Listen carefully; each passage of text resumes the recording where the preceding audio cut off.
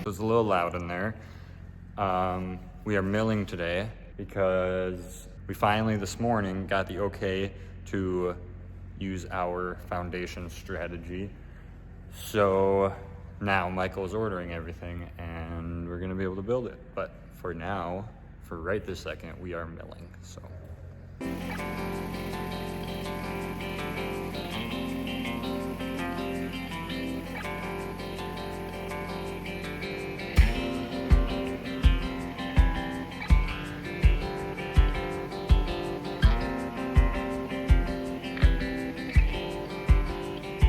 The garage door broke yesterday.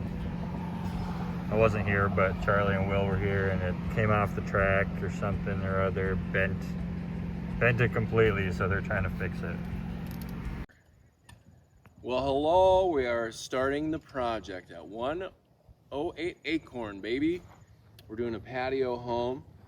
We are making some changes on the channel. We're gonna be posting pretty soon after we take the videos now.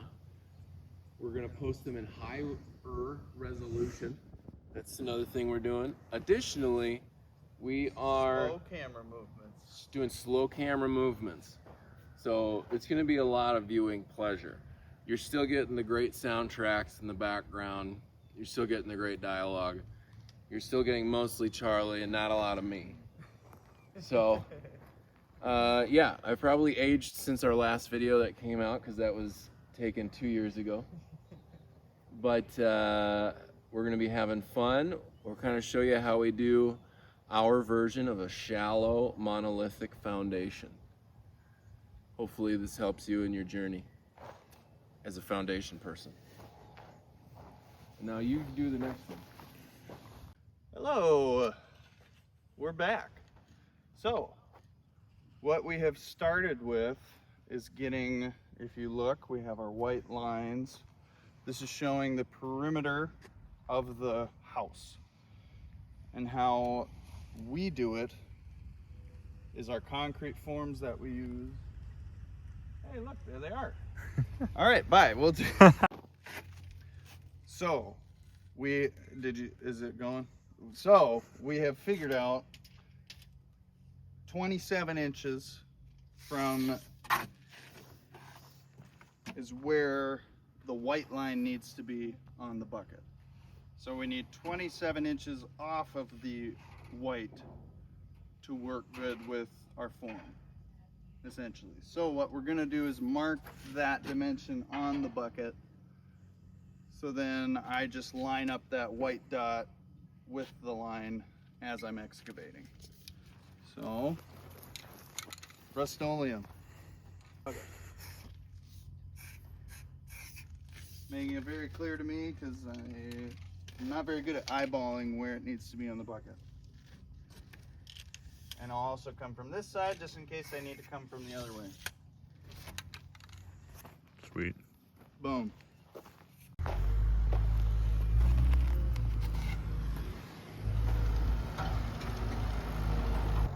The first dig.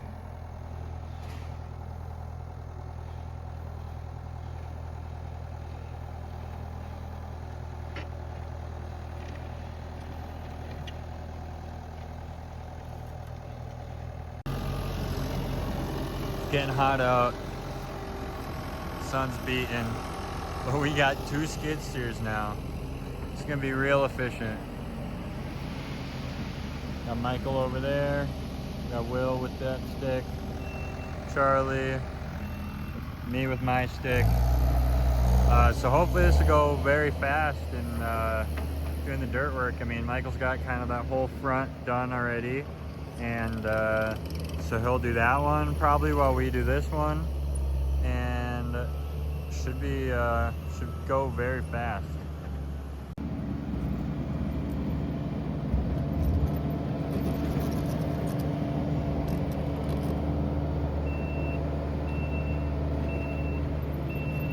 Starting over here now.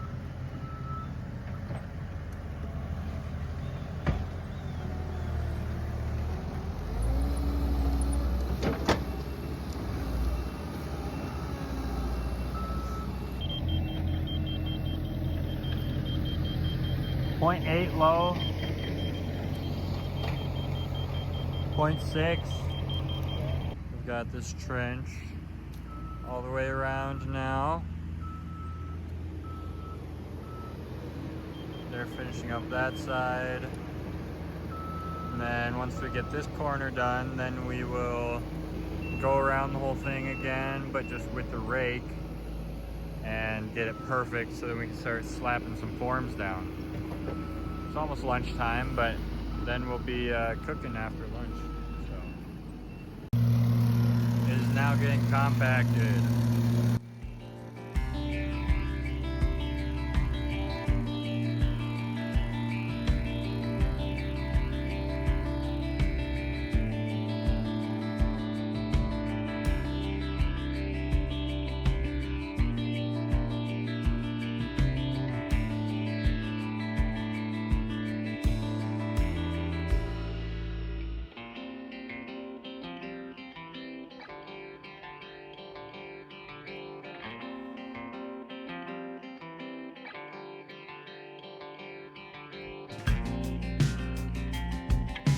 We have a We microphone. used it one All right. time. So You'd only use it one time. here's what we are doing. So as you can kind of see that we have a form here that's 18 inches thick, deep.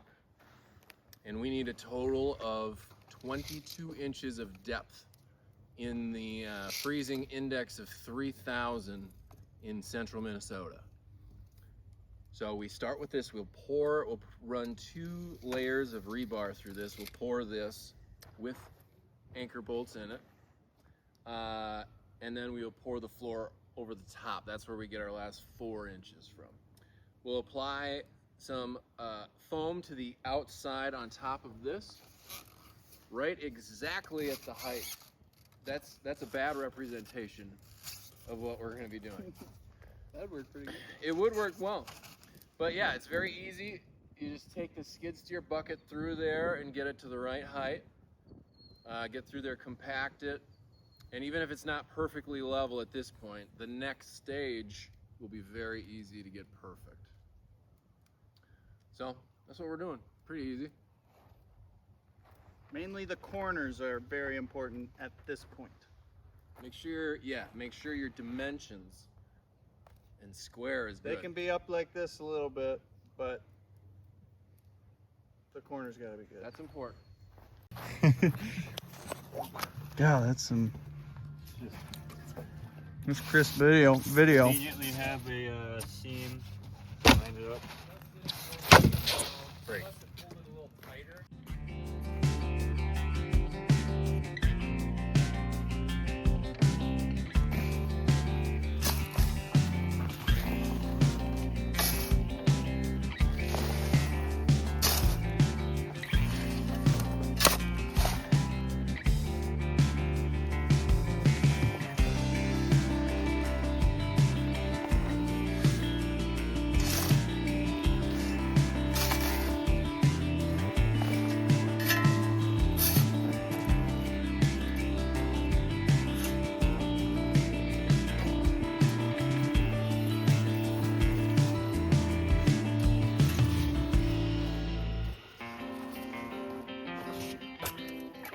So close.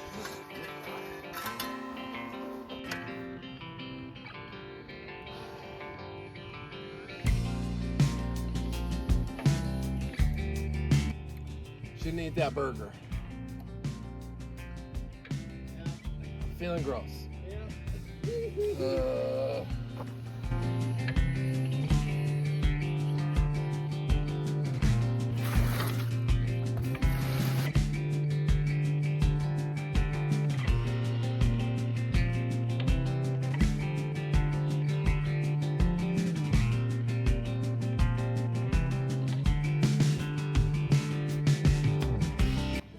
Day 1. Pretty much day 1. There was a little bit of getting the pad the right height. But essentially we're on day 1. We'll call it day 1.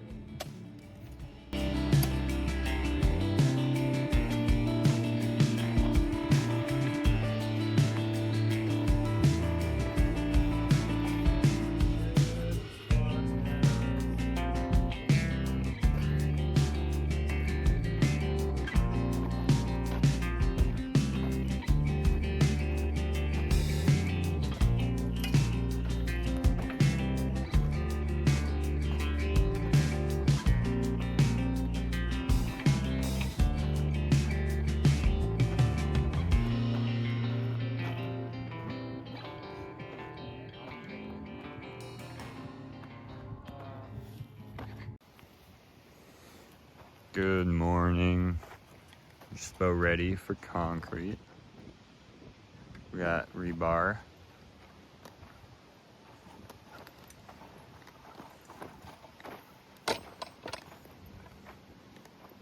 Almost all the way back filled. We just have to hand do this side because the skid can't get over here.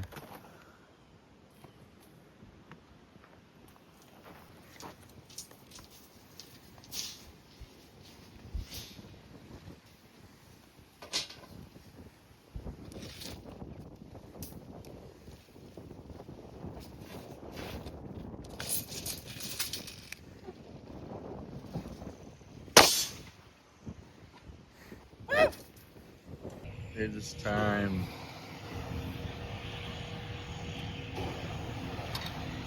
How are you feeling, Charlie? I think I'm feeling prepared. Just kind of hope at this point that you did everything right. And that, There's tear in the back of my mind. yep, What did we do wrong? it's How like, is this gonna go terribly wrong? is there a dimension that's 2 feet off or something? Hopefully not. Yep.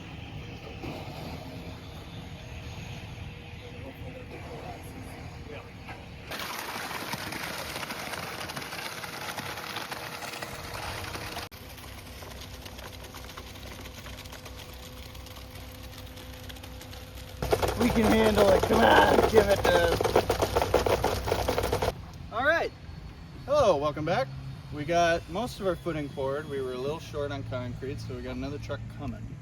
But our next step, and we have already done this. Speak to the camera Well, I gotta walk. with your voice. We have notched out where our anchor bolts are gonna go. There you go. Always look at the camera. So like that.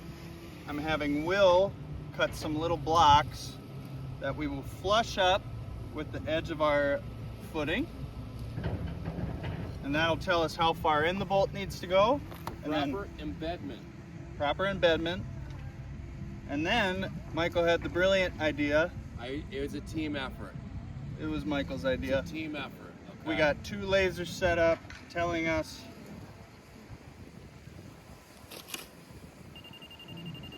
very quiet laser.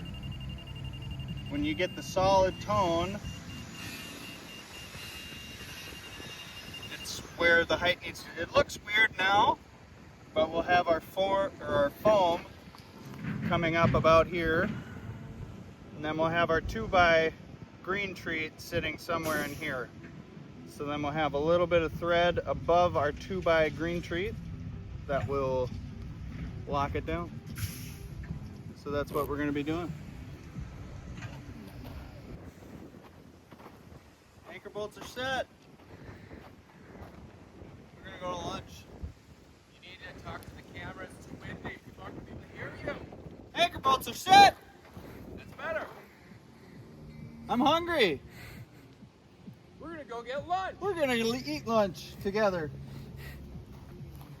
Well, I meant to record an outro video for today. We got everything good. It was poured. It's ready to be formed tomorrow, but it started raining decently hard, so we got out of there. But we're gonna go mill the rest of today, and then tomorrow we'll be good and we'll get a lot done and we'll go from there. So it'll be great.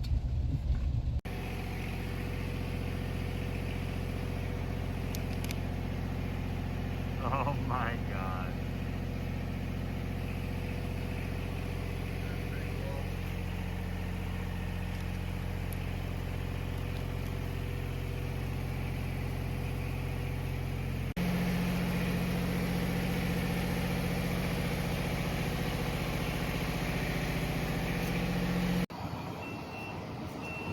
Good morning. It's Friday. Concrete's hard.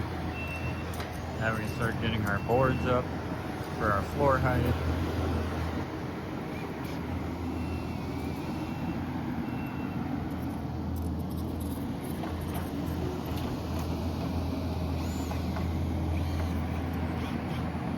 While Michael gets the rock in.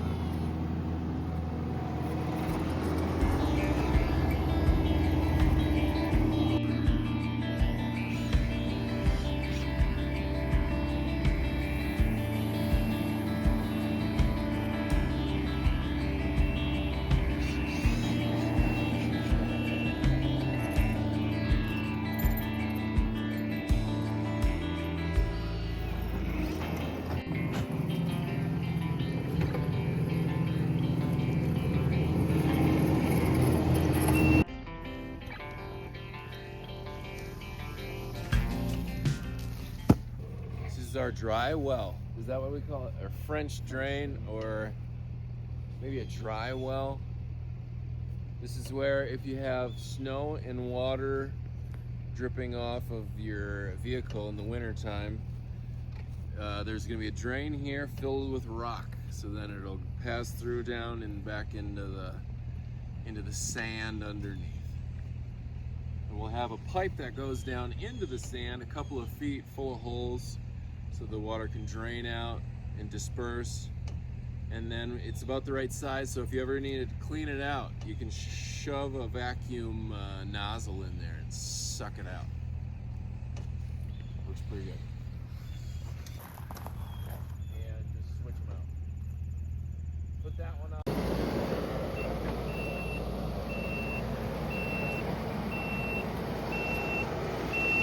There we've got filled it with rock.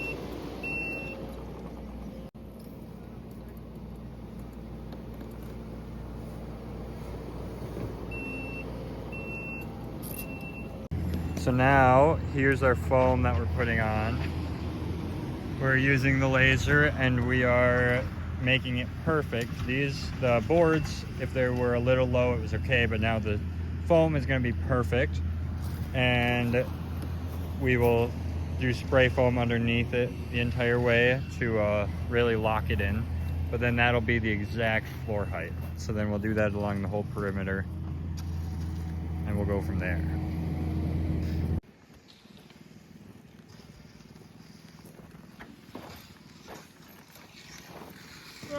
We almost got it.